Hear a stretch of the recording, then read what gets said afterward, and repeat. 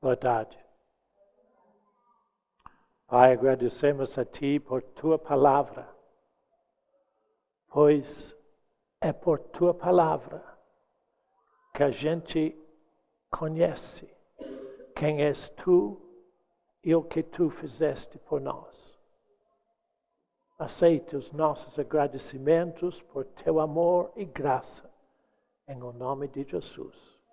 Amém. Abre sua Bíblia em Hebreus, capítulo 12.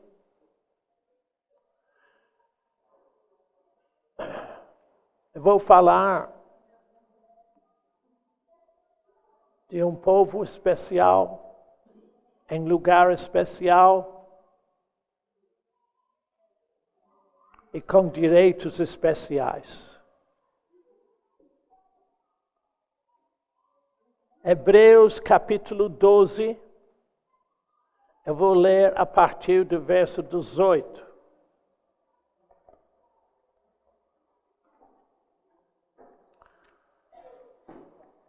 O que eu falo hoje é só para dar você uma ideia do que eu pretendo desenvolver em Tauá. Hebreus 12, a partir do versículo 18. Ora, não temos chegado ao fogo palpável e ardente, e à escuridão, e às trevas, e à tempestade, e ao clangor da trombeta, e ao som de palavras tais que, quantos o ouviram, suplicaram que não se lhes falasse mais, pois já não suportavam o que lhes era ordenado. Até um animal, se tocar o monte, será apedrejado. Na verdade, de tal modo era horrível o espetáculo, que Moisés disse: sinto-me aterrado e trêmulo. Mas, é a partir desse mas que eu quero começar a falar. Mas, vós tendes chegado ao monte Sião, é a cidade do Deus vivo, a Jerusalém celestial, e a incontáveis hostes de anjos, e a universal assembleia, igreja dos primogênitos, arrolados nos céus, e a Deus, o juiz de todos, e aos espíritos dos justos aperfeiçoados. Eu vou ficar hoje apenas com algumas observações sobre a igreja dos primogênitos. Que igreja é essa? E quem são os primogênitos? Qual é a condição deles? Que se você for um primogênito, é a tua condição. E o que mais me assusta é que eu vejo que as pessoas não conhecem o Evangelho. Só têm ideias do Evangelho. Mas como é que o Evangelho funciona dentro da gente, no dia a dia? As pessoas não têm noção. E eu não quero que vocês saiam daqui sem noção das coisas. Eu presumo que você está aqui porque você deseja saber a verdade. Não a verdade de Bernardo, que isso não significa nada. Mas a verdade de Deus em Cristo Jesus para você. Pois se você realmente tiver entendimento disso, uma consciência de fé, toda a sua vida muda. O que é essa igreja dos primogênitos? Vai para Hebreus 8, só viram as folhas, Hebreus 8.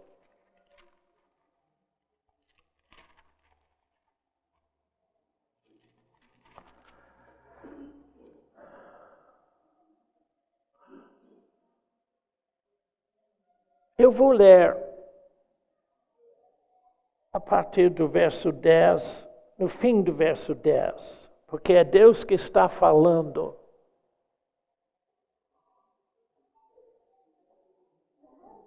No fim do verso 10 do capítulo 8 de Hebreus, Deus diz: na sua mente imprimirei as minhas leis. Também sobre o seu coração as inscreverei. E eu serei o seu Deus. E eles serão meu povo. Verso 12. Pula para verso 12. Pois, para com as suas iniquidades,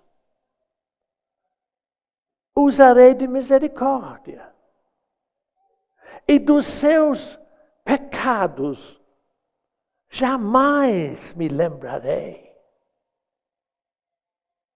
Eu vou tornar a ler. Eu quero que você ponha a tua fé a funcionar, que talvez você não saiba. A tua fé funciona na medida em que você aceita o que Deus diz.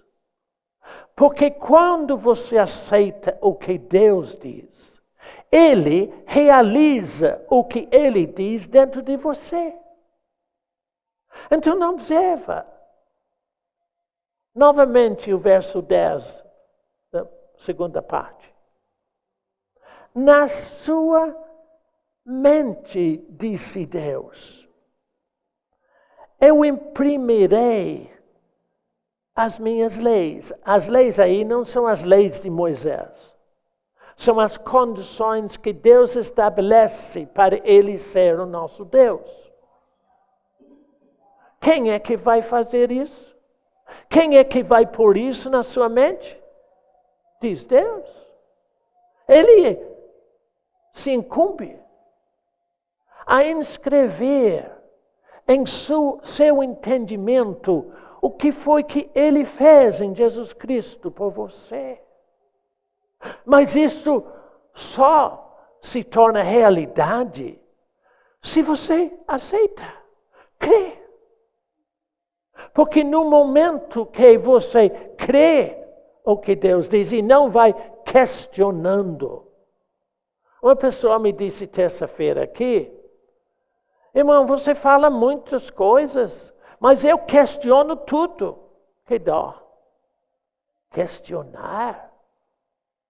Por isso as pessoas não têm a vida de Deus, porque se você questionar, você não aceita, a sua fé não funciona.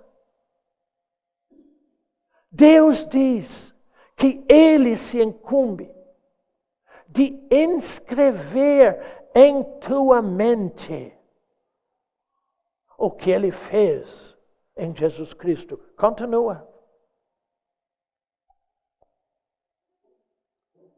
Também sobre o seu coração as inscreverei, e eu serei o seu Deus, e eles serão o meu povo. Por qual esforço? Esforço nosso? Não. É tudo de Deus. O maior problema que eu tenho é mostrar às pessoas que é tudo feito em Jesus Cristo por nós. Você não tem que fazer nada, é só aceitar. Assim que eu vivo. Agora o verso 12. Vê mais o que ele disse, porque isso é estabelecido. O que Deus diz é, ponto final. Olha o que ele diz no verso 12. Pois, para com as suas iniquidades, usarei de misericórdia, e dos seus pecados, jamais me lembrarei. Se Deus dá a você misericórdia por todas as tuas faltas, se Deus jamais lembrará das tuas iniquidades, por que você lembra deles? Por quê? Não é Deus que estabeleceu o relacionamento dele com você. Quem somos nós para dizer, mas não é exatamente assim? É exatamente assim, sim. O grande rei Ezequias, tem um versículo em Isaías que diz assim, o rei Ezequias disse, tu me livraste da corrupção, pois tu lançaste para trás de ti os meus pecados. Você sabe que Deus nunca vira o rosto para olhar para trás? Por que você faz? Porque ao invés de você aceitar o que Deus diz, você tem pensamento que é de Satanás, que faz você lembrar. O que eu quero mostrar a você hoje é que esta igreja de Deus, dos primogênitos arrolados no céu, eu vou explicar arrolados no céu então. A igreja dos primogênitos arrolados nos céus vivem na realidade disso que acabamos de ler em Hebreus. Mas primeiro, eu só quero dar-lhe uma ideia de o que é a igreja dos primogênitos. Porque é totalmente diferente de qualquer concepção nossa de igreja. Vai para Colossenses. Colossenses, você tem que virar mais um pouquinho. Efésios, Filipenses, Colossenses. Capítulo 1.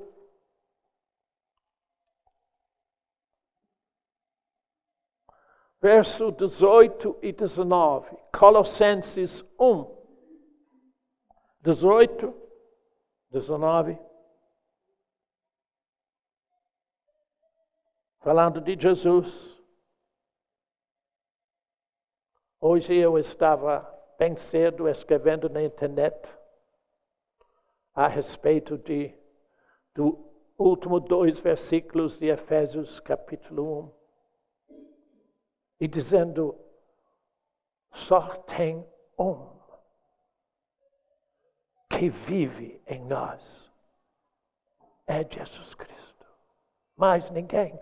Se você tiver uma atração para qualquer outra coisa, para qualquer outra pessoa, para qualquer outra organização, você excluiu Jesus, porque ele tem que ser o único, exclusivo em toda a sua vida. Pois é só ele que morreu por você e ressuscitou ao 3º dia. Agora observe o que diz aqui os versos 18 e 19 de Colossenses 1. Colossenses 1, 18. Jesus é cabeça do corpo da igreja. Ele é o princípio, o primogênito de entre os mortos, para em todas as coisas ter a primazia. Porque aprove a Deus que nele, em Jesus, residisse toda a plenitude de Deus. Jesus Cristo. Jesus, 100% homem. Cristo, 100% Deus.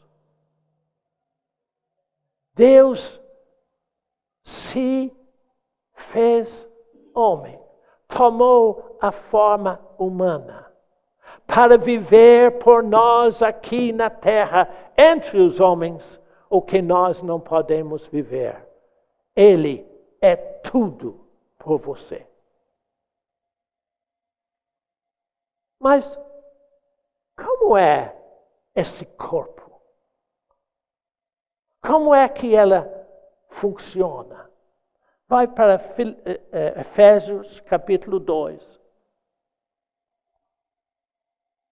Somos mais faltam umas páginas só. Efésios capítulo 2.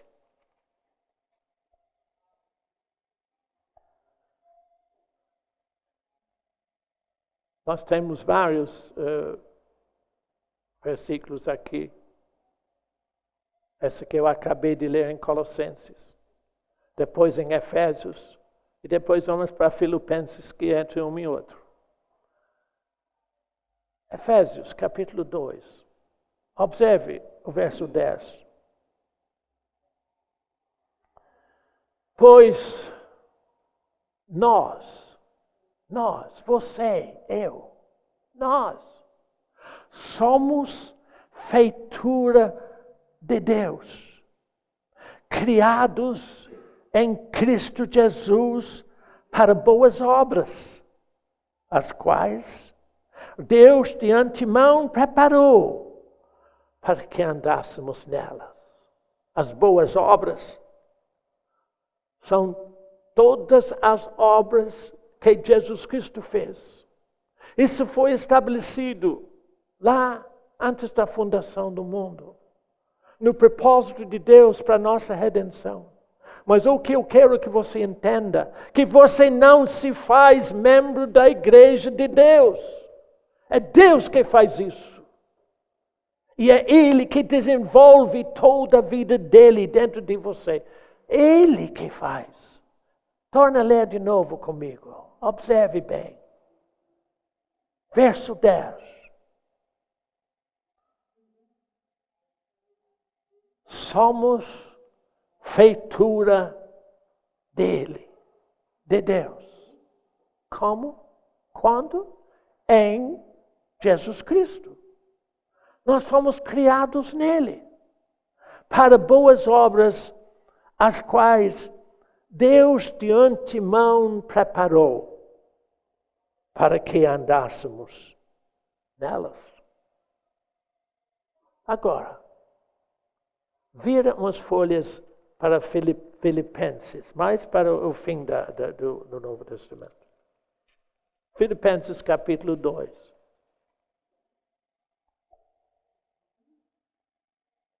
Filipenses capítulo 2. Verso 13.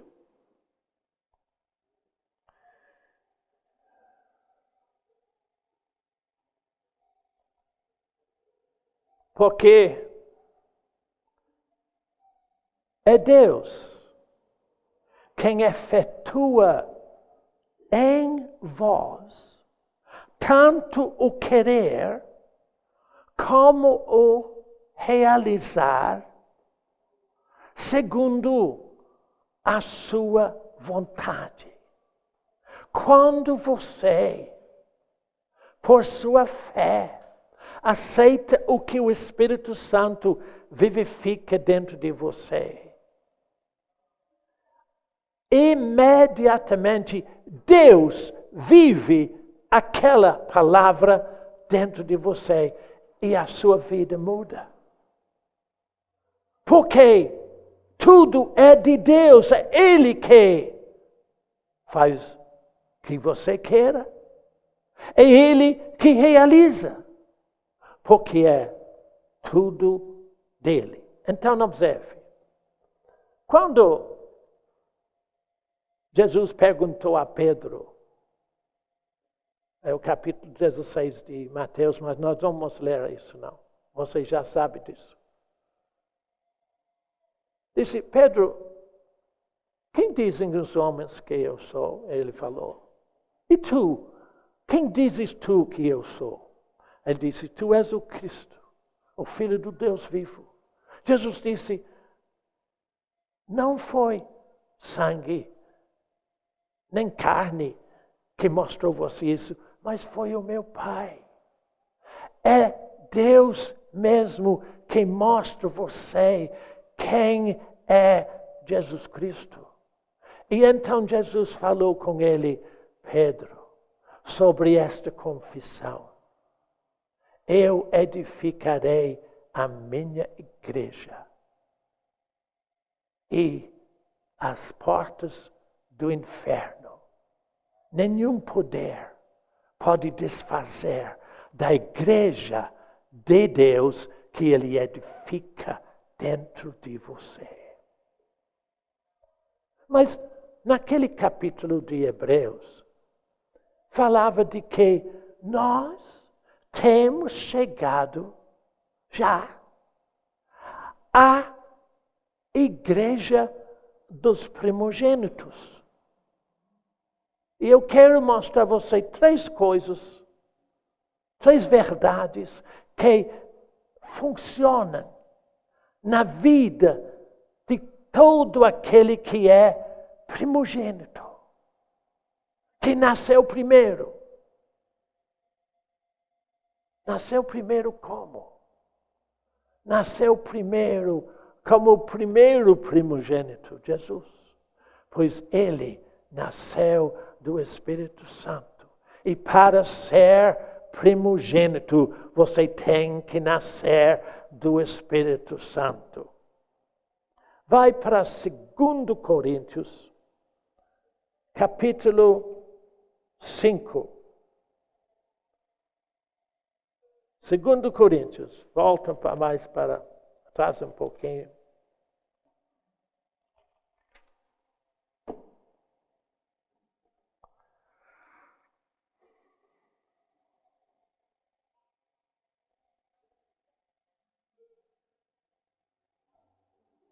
Dezesseis e 17 eu vou ler.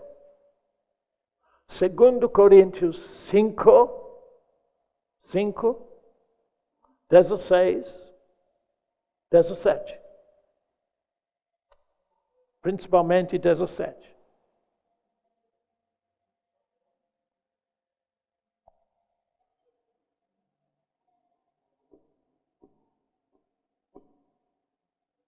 O primogênito é um ser muito especial. Muito especial. Observa, 16 e 17. Assim que nós, daqui por diante, a ninguém conhecemos segundo a carne. E, se antes conhecemos Cristo segundo a carne, já agora não o conhecemos deste modo. Assim, se alguém, qualquer um, se alguém está em Cristo, é nova criatura ou criação. As coisas antigas já passaram. Eis que se fizeram novas. Que novas? Eu disse, para ser da igreja dos primogênitos, você tem que nascer do Espírito Santo. Porque em Cristo Jesus, Deus fez uma nova criação, uma nação nova, uma raça especial daqueles que vivem segundo o Espírito. Você foi feito por Deus através de sua fé. Uma pessoa totalmente diferente de antes. Porque antes você levava a vida segundo o que você achava, segundo você pensava, isso é a alma. Porém, agora não. Agora você vive segundo o que diz o Espírito dentro de você. Em Isaías, Deus diz que Ele vive com o humilde e contrito de coração para vivificar o espírito do contrito. Toda vez que Deus fala em seu íntimo, Ele está desenvolvendo a vida nova dentro dessa nova criatura que é você. Criação de uma raça de homens novos. Criação de uma criatura nova que só vive segundo o Espírito. E em Filipenses diz que aqueles que são guiados pelo Espírito, estes são os filhos de Deus. Eu sei que tem uma conversa por aí de que todos nós somos filhos de Deus. Mentira, não é? Filho de Deus é por fé em Jesus Cristo. E se você é guiado pelo Espírito Santo, você é filho de Deus. Vai para a segunda epístola de Pedro. Segunda epístola de Pedro, quase lá para o Apocalipse, que vocês sabem. Segundo Pedro, o capítulo 1.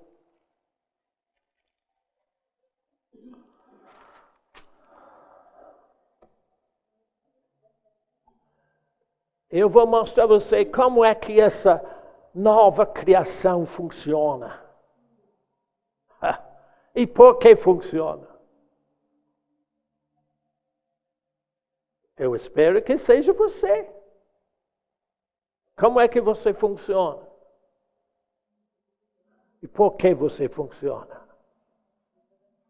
Segunda epístola de Pedro, capítulo 1, verso 4.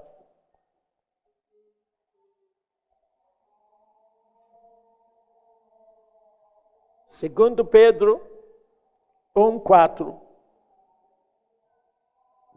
nos têm sido doadas. Por quem? Por Deus. Nos têm sido doadas as suas preciosas e muito grandes promessas. Para quê? Para que por elas vos torneis co-participantes da natureza divina, livrando-vos da corrupção das paixões que há no mundo. Como é que funciona a vida de Deus dentro de você? Como Ele desenvolve essa nova criação? Essa nova criatura, como ela cresce em Deus? Ela cresce através da palavra de Deus, vivificado no seu íntimo. Ou seja, toda vez que Deus fala algo no seu íntimo, e você aceita, aquela palavra começa a brotar e realizar-se dentro de sua vida. Eu vou dizer a vocês uma coisa, eu não tenho nenhum esforço para fazer nada. Só que eu sei pôr a minha fé em ação. Pois o que Deus me diz é, ponto final. Isto é a minha vida. Vai para João, agora o Evangelho de João, capítulo 5.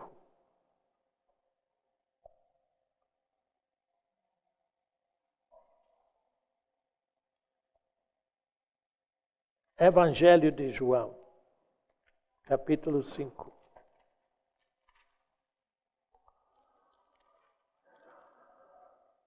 Eu estou procurando mostrar a você quem é você.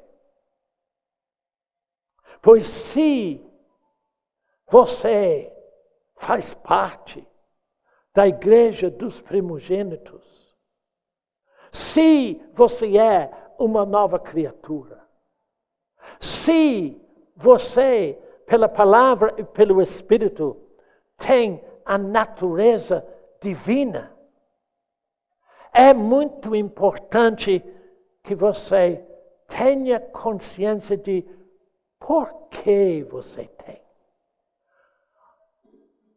Por que você tem? Por esforço seu. Você não pode fazer nada para melhorar o que Deus faz em sua vida. Mas como isso aconteceu com você? Aqui, em João 5, 24, diz: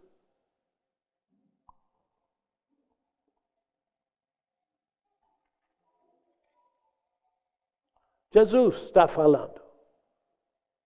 Em verdade vos digo. Eu gosto de parar muito quando Jesus diz isso. Porque o que ele está dizendo, Bernardo, presta atenção. Eu estou te dizendo uma coisa que já é estabelecido. E ninguém pode mudar isso. Bernardo, presta atenção. Em verdade vos digo que quem ouve a minha palavra e crê naquele que me enviou, tem a vida para todo sempre. Ele não vai ter a vida para todo sempre. Ele tem a vida para todo sempre. Você sabe que eu nunca vou morrer. Se você é da igreja dos primogênitos, nunca você vai morrer. Por quê? Porque eu tenho a vida eterna. No momento que eu deixo esse corpo por aqui, eu continuo vivendo, só em outro ambiente. E como eu sempre gosto de dizer, quando você passa desse ambiente para o ambiente do céu, você vai pensar que esteve sempre lá. Você não tem mais nenhuma ideia disso aqui. Por quê? Porque Deus já desenvolve a vida eterna dele dentro de você, pelo Espírito Santo. Observa o que Jesus diz. Ele que crê em mim tem a vida eterna, não entra em juízo. Por quê? Porque passou da morte de homem natural para a vida de Deus. Não fui eu que inventei isso. É Jesus disse. E ele diz, Bernardo, preste atenção. Algo mudou em tua vida. Por simplesmente crer em mim, na minha palavra, você tem a minha vida. Eu vivo em você. E você já passou da morte. para a vida. Agora, vai para um versículo que parece que não tem nenhum relacionamento com isso. Mateus 22. Mas tem relacionamento sim. Mateus 22.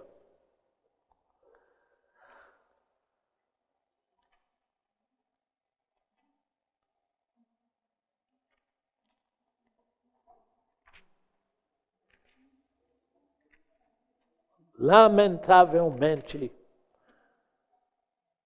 eu tenho que afirmar que a maioria das pessoas não conhecem o Evangelho. Mateus 22.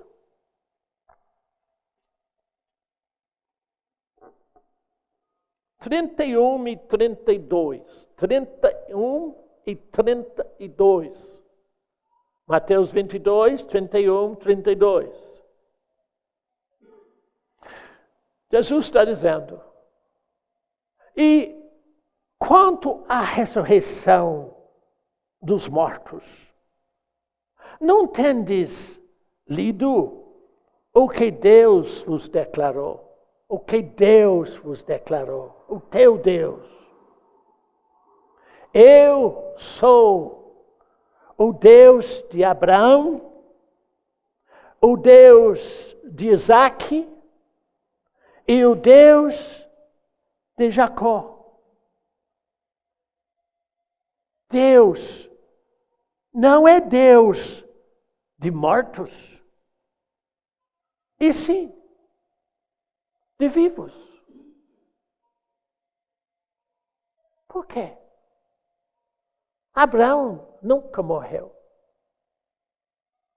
Ele deixou o corpo, sim. Bem feito. Bem feito. Esse corpo é um problema. Ele deixou o corpo, mas ele nunca morreu. Jacó nunca morreu. Mesmo com todos os problemas de religiosidade que Jacó tinha. Ele, no fim, achou a fé, a vida em Deus. E não morreu mais. Isto é que eu quero que você entenda. Primeiro ponto que eu quero que você saiba. Tenha consciência de que o primogênito, aquele que nasceu do Espírito Santo por fé em Jesus Cristo, ele nunca morre. Ele é vivo para todo sempre. Essa é a primeira condição de fazer parte da igreja dos primogênitos. Mas há mais duas coisas que eu quero ver se eu falo nos próximos minutos só, para não cansar vocês.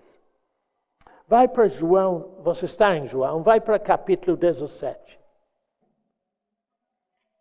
Vira só umas folhas. Capítulo 17 desse Evangelho de João.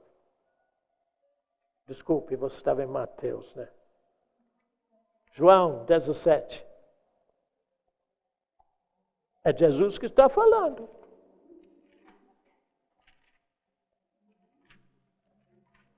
João 17.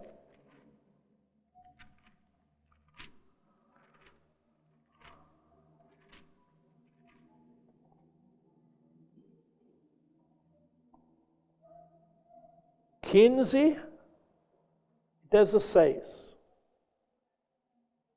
João 17, 15 e 16. Jesus está orando por você, por aqueles que são primogênitos arrolados no céu.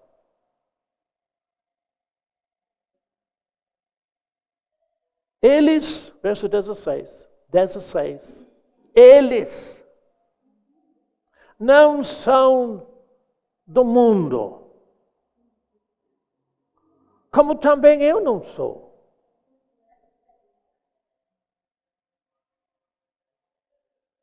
Santifica-os na verdade.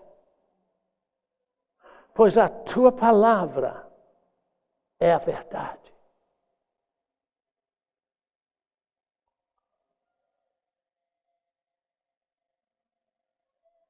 É lamentável. Eu choro muito no meu espírito quando vejo tantos cristãos que só vivem segundo o mundo. Porque eles vivem exatinho como o povo do mundo. Porque eles não sabem que tem uma outra maneira de viver. Não têm consciência de que os valores do reino de Deus neles são outros. E o que eu quero mais é que você descubra. Deixar a sua fé funcionar para Deus desenvolver a vida dele em você. E não viver segundo os valores e problemas do mundo ao seu redor. Vai voltando agora para Hebreus. Hebreus capítulo 8.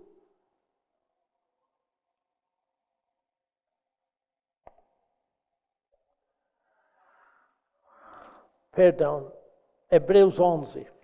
Desculpe. Hebreus 11, verso 8.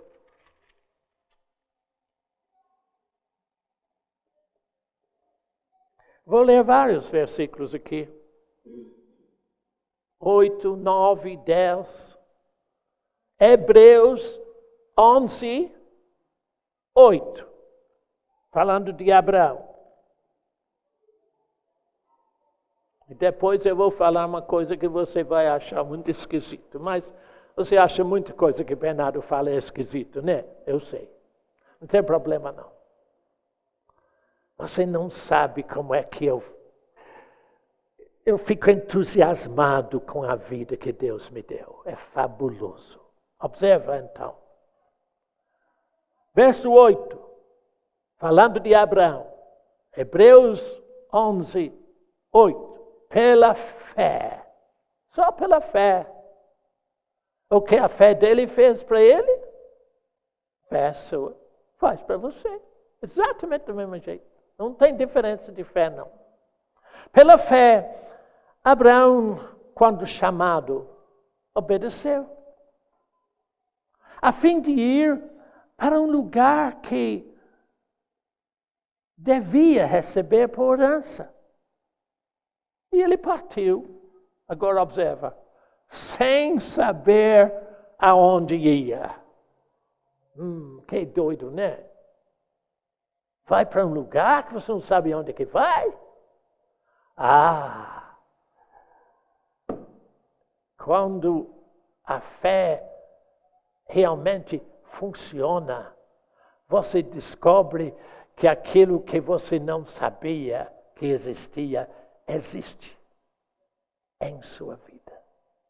Então ele partiu, porque Deus disse, sem saber onde ia. Verso 9.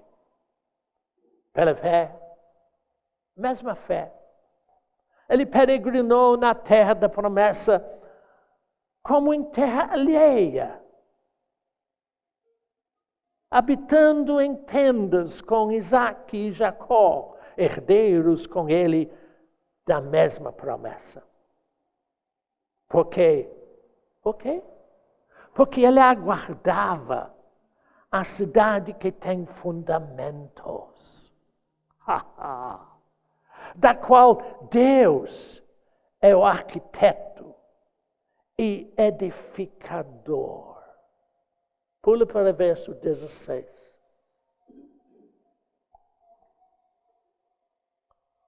Mas agora, verso 16. Mas agora aspiram a uma pátria superior, isto é, celestial. Por isso Deus não se envergonha deles de ser chamado o seu Deus, porquanto lhes preparou uma cidade. Ah, eu não disse. Quando Abraão partiu por fé, em obediência ao que Deus lhe disse, ele não sabia para onde ia, mas pela mesma fé, ele descobriu que já existia tudo. E então, mesmo naquela terra da promessa, ele se tornou peregrino como em terra alheia, que não pertencia a ele. Por quê? Por quê? Porque na medida em que você vai pondo a tua fé em prática, as coisas que acontecem parece que começam a se abrir. E então, mesmo aquela terra que Deus deu a ele, desabrochou numa outra coisa. Uma cidade que tem fundamentos. Uma pátria superior. Por isto que Jesus, orando por nós, ele disse: Pai, eu não quero que os tire do mundo, mas faça que eles entendem. Eu quero que você entenda que não são deste mundo, porque eu fui preparar um lugar para eles. Esta cidade que tem fundamento, que Deus arquitetou e edificou por você. Quando eu comecei a ler a respeito de Abraão, eu disse para vocês que eu vou te dizer uma coisa que é um choque. Porque nesta terra em que Abraão viveu, ele viveu uma vida que ele nunca tinha antes, quando era idólatra em Ur dos Caldeus. A vida dele mudou totalmente, segundo Salmo 91. Vai lá. Salmo 91. Salmo, eu sei que você sabe onde é. Salmo 91. Eu estou procurando mostrar a você que aquele que faz parte da igreja dos primogênitos, ele vive numa nova condição, num novo ambiente, que não é nada relacionado com nada deste mundo. Se você ler todo o Salmo 91, você vai descobrir realmente que ambiente é este. Mas eu quero que você observe principalmente verso 9 no fim e verso 10. Verso 9. O Senhor é o meu refúgio. Fizeste do Altíssimo a tua morada. Por isso, nenhum mal te sucederá. Praga nenhuma chegará à tua tenda.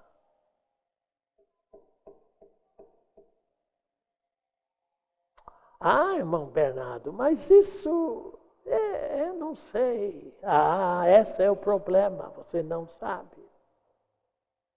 Quando você crê, esta é a condição da tua vida. Eu creio nisso. Isso é a condição da minha vida. Não importa. Eu lembro de uns irmãos que têm uns crianças lá no Rio de Janeiro. E estão no meio daqueles negócios do... Como é que é essa doença que as crianças estavam morrendo de dengue? Exatamente. Ele disse, não, os nossos meninos não têm dengue, não. Ah, mas se você não sabe se os vizinhos estão cuidando para não ter... Não, mas mosquito não passa por nosso portão. Não passa. Oh, irmão Bernardo, não passa. Você lembra que quando Deus mandou as pragas no Egito, Ele mandou uma vez monte de moscas. E a terra, as casas dos egípcios estavam cheias de moscas. Mas na casa dos hebreus não tinha uma mosca sequer. As moscas podiam vir, mas para fora. Por quê? Porque Deus vive lá. Deus vive na tua tenda. Deus é a tua proteção. Deus é a tua guarda. Se você é o primogênito, esta é a condição da tua vida. E você pode pôr a tua fé nisso. Porque o que Deus diz é ponto final. Eu procurei mostrar duas coisas para vocês. Primeiro, eu procurei mostrar a vocês que aquele que é primogênito é um sujeito tão diferente, porque ele tem a natureza divina, vida, funcionando nele, no seu espírito. Eu mostrei que além de ser uma criatura muito especial, ele também vive num ambiente muito especial, onde quem manda é Deus. Ponto final. Falando daqueles irmãos lá no Rio de Janeiro, você sabe que tem muito tiroteio lá. E lá onde eles moram tem muito tiroteio. E alguém veio uma bala perdida e bateu num cano que fornecia água para a caixa lá em cima. Só que a água não saiu no buraco onde o cano furou, ou a bala furou. Por quê? Acho que Deus pôs uma goma ali que não dava. Quando o carro deles foi roubado e foi levado naquele comboio dos criminosos, o irmão disse, olha, o que Deus me deu, Satanás não leva. Eles levaram. 3 dias depois, o único carro que foi devolvido foi o carro deles. A polícia trouxe o carro. O interessante é que o carro estava todo fechado. Não tinha nenhuma marca de bala no carro, mas tinha balas por dentro do carro. Ah, irmão Bernardo, você acredita nessas coisas? Eu acredito, sim. Porque eu vivo é assim. Não vou prolongar nada. Eu sei que o que Deus diz é ponto final. Então observa. Aquele que é primogênito é uma criatura de Deus. Vivendo num ambiente que é de Deus. Mas tem mais uma coisa. Ele tem direitos. Vai para João. Perdão. Isaías 54. Isaías 54.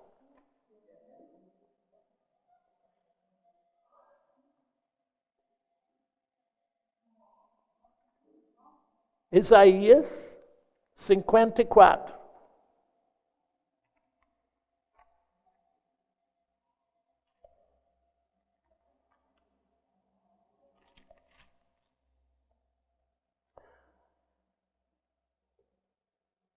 os direitos daquele que é da igreja dos primogênitos. Olha o que diz. E como eu recebo testemunhos disso no telefone lá embaixo. É simplesmente fantástico. Aqueles que vivem como Deus faz. Observe.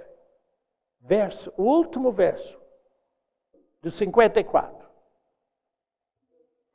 Toda arma forjada contra ti não prosperará.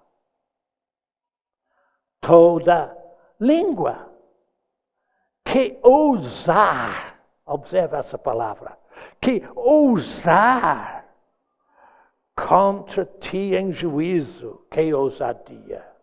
Falar contra você é ousadia se você vive em Deus. Toda língua que ousar contra ti em juízo, tu o condenarás. Por quê? Pois esta é a herança dos servos do Senhor.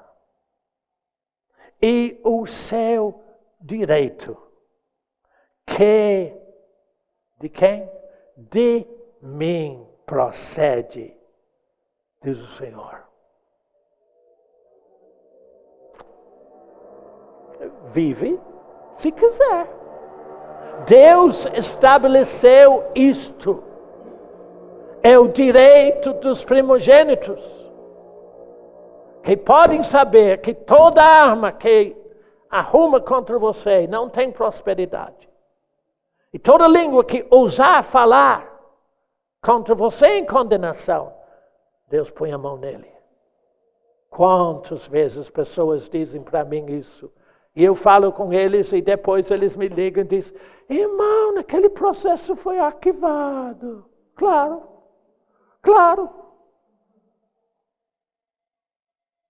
Vai para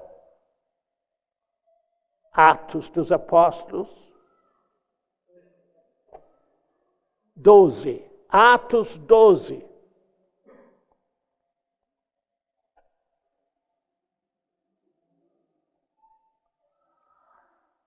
Eu vou ler um versículo só, talvez, não sei. Atos 12.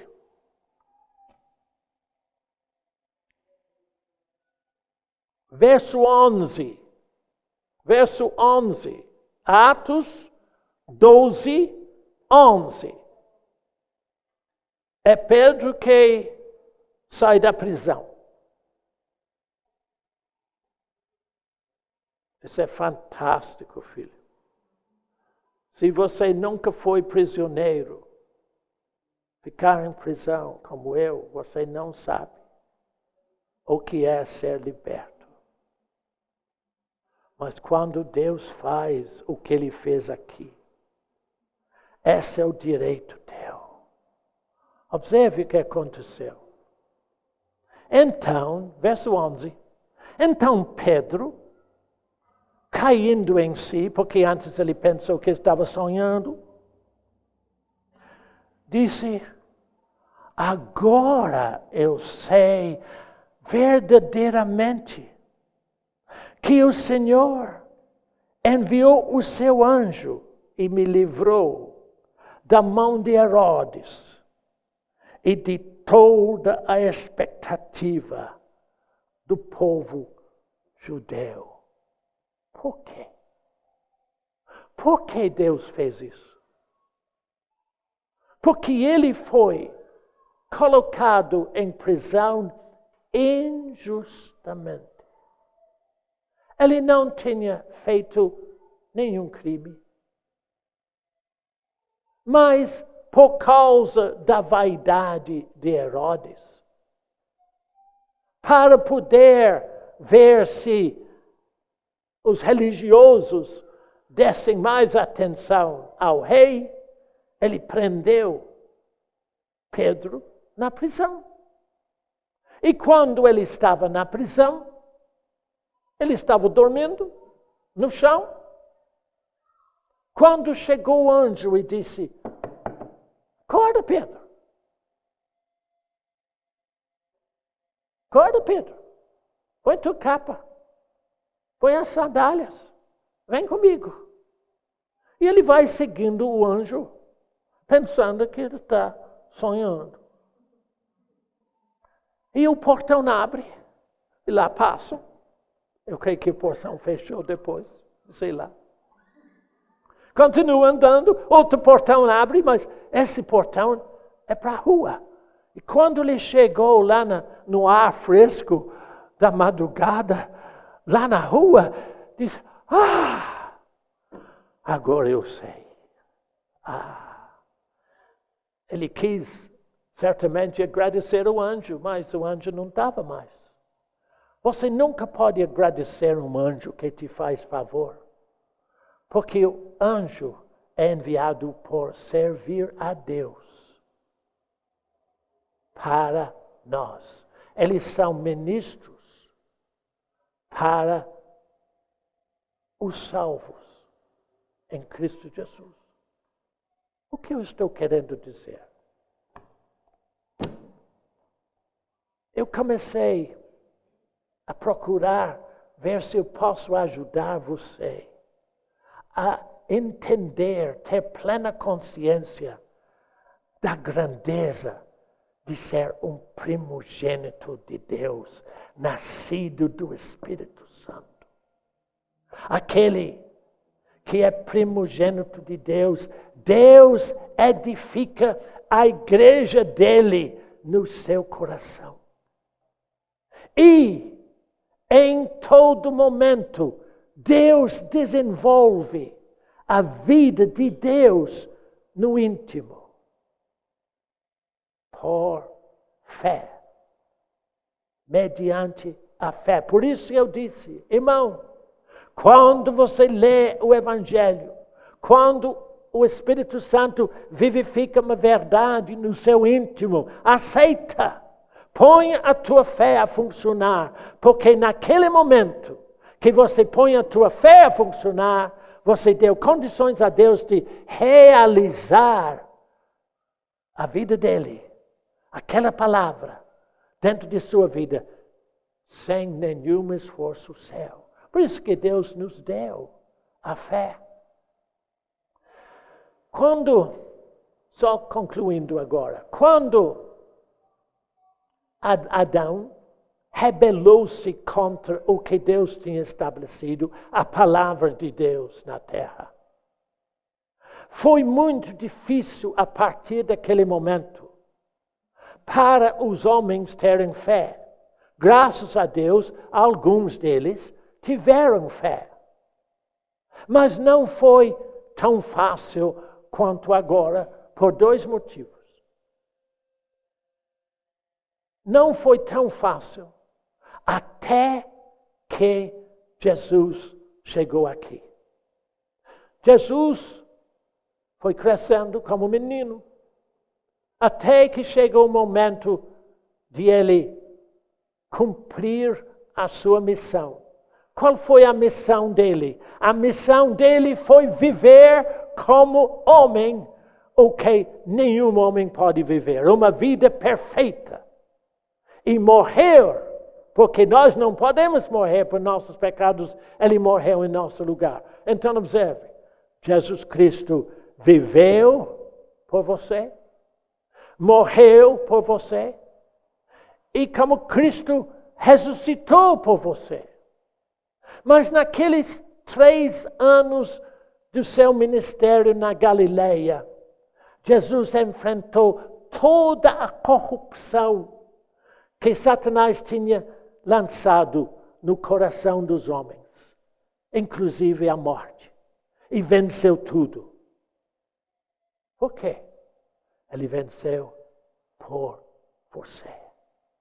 Então, quando você crê em Jesus Cristo e nasce de novo do Espírito Santo, eu disse que você tem 2 vantagens sobre aqueles do Antigo Testamento. Porque você tem o Espírito Santo habitando em você, e você tem a palavra de Deus que já funciona pela fé que Deus te deu. Quando você aceita o Evangelho na simplicidade, aquela palavra, aquela verdade se realiza em você sem nenhum esforço seu. Aliás, esforço nosso atrapalha tudo, porque você não pode ter confiança no seu esforço e ao mesmo tempo em Deus. Ou você crê que Deus faz tudo em Jesus Cristo por você, ou você confia em você. Eu tinha muito dó das pessoas que ligam para mim e dizem: Deus não funcionou para mim. Eu disse: claro que não, você não deixou. Tem que deixar. Como é que eu deixo? Eu simplesmente aceito o que Ele me diz. E então, Ele que se torne a minha vida. Bom, eu acho que chega para hoje. Só isso que eu queria que você entendesse. O primogênito é uma nova criação de Deus. Tem a natureza de Deus. Vive num ambiente de Deus, onde Deus reina sobre tudo. E tem os direitos de servo do Senhor, onde quem manda é Deus, mais ninguém.